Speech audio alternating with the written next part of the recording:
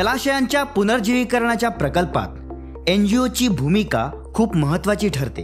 यात कामाची अंमलबजावणी, प्रकल्पाचे कार्यक्षम व्यवस्थापन आणि देखरेख सुनिश्चित करण्यासाठी संस्थेची सक्रिय भूमिका असते।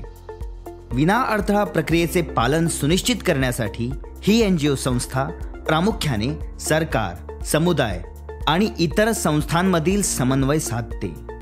या प्रकल्पात समुदाय आघाडीवर असल्याने समुदायांना संघटित करणे ही स्वयंसेवी संस्थेची सर्वात महत्त्वाची जबाबदारी आहे। समुदायांना संघटित करण्यासाठी एनजीओ प्रथम सामुदायिक बैठक आणि ग्रामसभा आयोजित करून त्यांच्या पाण्याच्या समस्यांचे निराकरण करण्यासाठी पुनर्जीवीकरण मॉडेल कसे कार्य करते आणि समुदायासह योजना विकसित करते हे स्पष्ट करण्यासाठी सुरुवात करतात।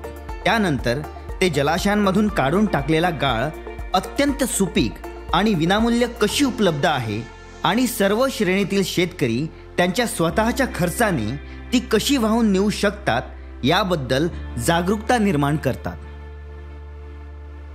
हे एनजीओ गाळ वापरून नापीक जमिनीचे शेतीयोग्य जमिनीत कसे रूपांतर करता येईल आणि विविध पिकांची लागवड कशी करता येईल याबद्दल जागरूकता निर्माण करते। परिणामी शेतकऱ्यांचे उत्पादन आणि उत्पन्न सुधारते। हे लक्षात ठेवणे महत्त्वाचे आहे की सुपीक गाळ असलेल्या ठिकाणी शेतकऱ्यांची जमवाजमव करणे महत्त्वाचे आहे आणि सर्व प्रकारच्या शेतकऱ्यांना जसे अल्पभूधारक, लघु, मध्यम तसेच मोठ्या शेतकऱ्यांना या गाळात समान वाटा मिळेल याची एनजीओने खात्री केली पाहिजे, ज्याचे अनेक फायदे आहेत। समजा 10,000 घनमीटर गाळ एका जलाशयातून काढला जातो आणि तेथे 2.8 घनमीटर क्षमतेच्या ट्रॅक्टर ट्रॉली आहेत, तर एकूण 3,500हून अधिक ट्रॉली आवश्यक आहेत। गाळ वाहून नेण्यासाठी आवश्यक असलेल्या ट्रॉलीच्या संख्येनुसार शेतकऱ्यांनाही एकत्र आणणे आवश्यक आहे। प्रत्येक शेतकऱ्याने चालवलेल्या ट्रॉलीची संख्या मात्र त्यांच्या वैयक्तिक गरजा आणि इतर घटक लक्षात घेता वेगळी असेल। जेथे गाळ नापीक आहे अशा ठिकाणी जलाशय बांधणे, शेत बांधणे, भूखंड समतल करणे इत्यादी विविध कारणांसाठी गाळ वाहून नेण्यासाठी एनजीओने ग्रामपंचायती आणि समुदायांची व्यवस्था करावी। समुदाय संघटित करण्यासोबतच ही एनजीओ कामांच्या देखरेखीत महत्त्वाची भूमिका बजावते। एनजीओनी निवडलेल्या सामुदायिक संसाधन प्रतिनिधीच्या CRP माध्यमातून होत असलेल्या सर्व कामांचे अवनी ॲपवर प्रत्यक्ष निरीक्षण केले जाते।